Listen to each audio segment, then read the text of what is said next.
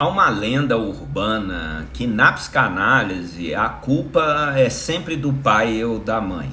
Para nós psicólogos e psicanalistas não funciona assim, tá?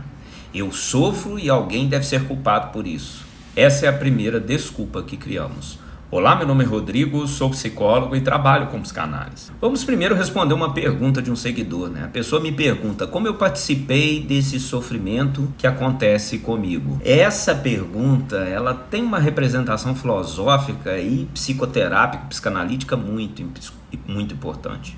A psicoterapia, ela vai te colocar numa posição, primeiro, de você abrir mão do seu próprio narcisismo. Que você caia do cavalo e reconheça que sim, você tem responsabilidade no seu sofrimento e que ficar culpando o seu pai e a sua mãe não vai adiantar muita coisa. Vamos pensar aqui junto comigo. Quando a pessoa nos procura na terapia, né, a grande questão, essa pessoa geralmente ela fica por meses, às vezes mais de ano, reclamando e trazendo questões sobre o outro. O meu chefe que é responsável pelo que está acontecendo comigo, o meu gestor que é um incompetente, a minha mãe que fez isso comigo, o meu pai que fez isso comigo, o meu namorado, a minha namorada, a minha esposa, a culpa é sempre do outro. Nos primeiros momentos de nosso tratamento, a maioria dos pacientes tem uma enorme dificuldade de reconhecer a sua própria responsabilidade no seu sofrimento.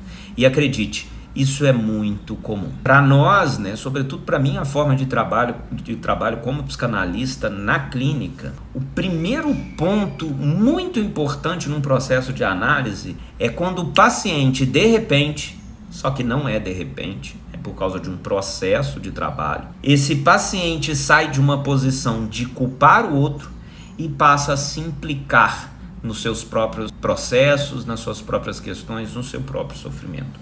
Enquanto o paciente não se responsabilizar, não se implicar no seu processo, as coisas não resolvem.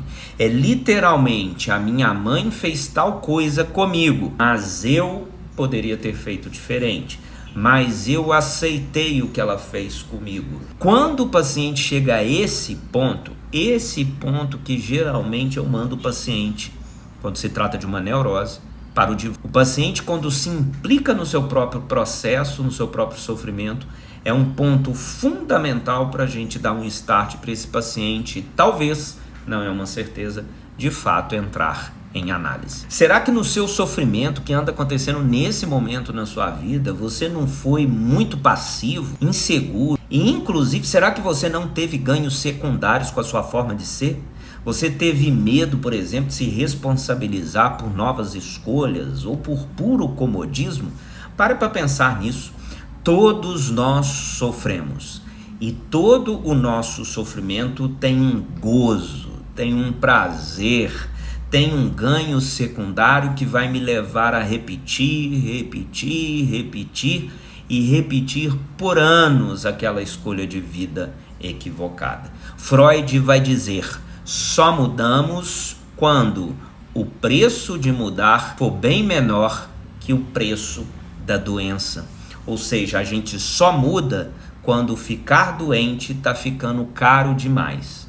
E caro aqui, eu não estou querendo falar e dizer sobre dinheiro e valores monetários. Eu falo de um outro tipo de perda, de um outro tipo de dor. Escuta uma coisa, guarde bem isso.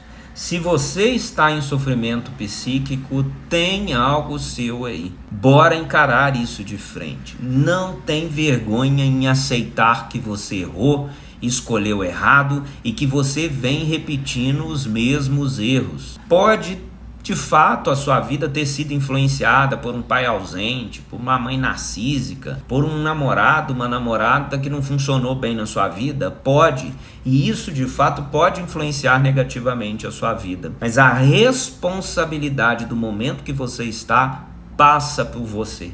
Enquanto você não encarar que a situação que deu toda errada na sua vida tem algo seu, tem algo da sua responsabilidade, você não estará pronto para mudar, para reconstruir outros caminhos, para reconstruir outras possibilidades.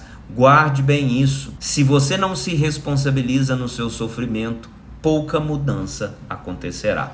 Sim, de fato, os nossos pais, quem vive ao nosso redor, a cultura que a gente está imerso vai nos influenciar. Contudo, muito e muito mais coisas passa por nossas escolhas e nossas repetições diárias. Uma parte pequena é da influência que a gente sofreu do meio que a gente vive, mas uma parte realmente poderosa, que de fato tem influência na sua vida, é sobre as suas escolhas e sobre o que você quer mudar ou não mudar. Caso você queira me fazer qualquer pergunta, pode colocar nos comentários dos meus vídeos que na primeira oportunidade eu vou te responder. Mas vamos junto cuidar da sua saúde mental, que eu vou te ajudar a, quem sabe, você se implicar no seu próprio processo de saúde mental. Grande abraço, tchau, tchau.